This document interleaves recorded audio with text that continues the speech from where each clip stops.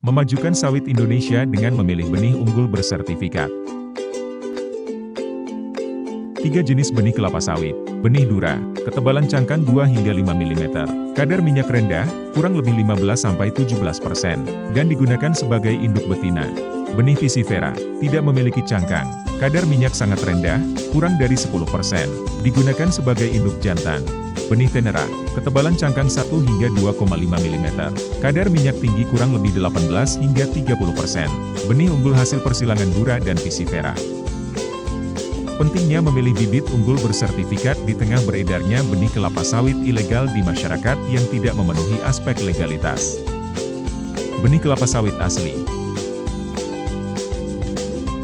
berasal dari varietas persilangan benih unggul Dura dengan benih unggul Pisifera yang telah dilepas secara resmi oleh Menteri Pertanian. Diproduksi di kebun benih khusus yang sudah disertifikasi dengan cara menyilangkan pohon ibu induk Dura dengan menyilangkan pohon bapak Pisifera yang telah teruji keunggulannya. Dapat disertifikasi karena kemurnian genetik terjamin dan perkecambahan benih dilakukan dengan rapi dan sistematis sehingga asal-usulnya dapat ditelusuri ke pohon induk. Benih kelapa sawit ilegal berasal dari buah atau kecambah yang dikumpulkan di bawah pohon-pohon kelapa sawit yang terdapat di kebun produksi pohon Tenera atau pohon Dura yang disilangkan. Perkecambahan dilakukan secara alami dan asal-usul pohonnya tidak jelas dan tidak tercatat. Tidak dapat disertifikasi karena asal-usulnya tidak jelas dan proses pengecambahannya tidak mengikuti standar yang berlaku. Cara mendapatkan benih sawit unggul bersertifikat. Pesan ke sumber benih kelapa sawit resmi yang ditetapkan pemerintah dengan membawa surat persetujuan penyaluran benih kelapa sawit, SP2BKS, yang diterbitkan oleh Ditjen Perkebunan, Dinas Perkebunan Provinsi, Kabupaten, Kota.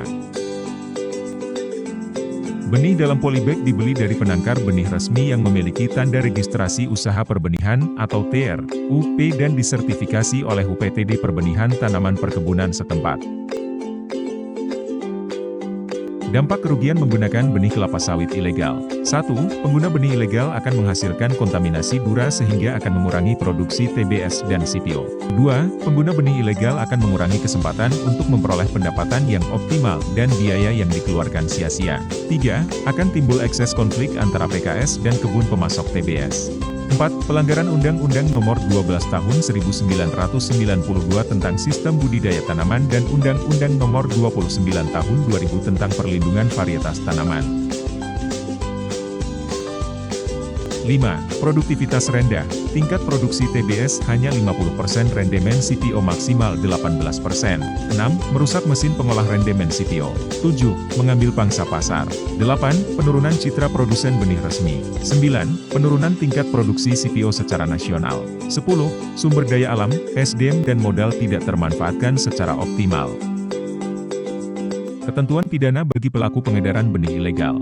Mengedarkan benih yang tidak sesuai dengan label karena dilakukan dengan sengaja dikenakan pidana penjara paling lama 5 tahun dan denda paling banyak Rp250 juta, sesuai Undang-Undang Nomor 12 Tahun 1992 tentang Sistem Budidaya Tanaman.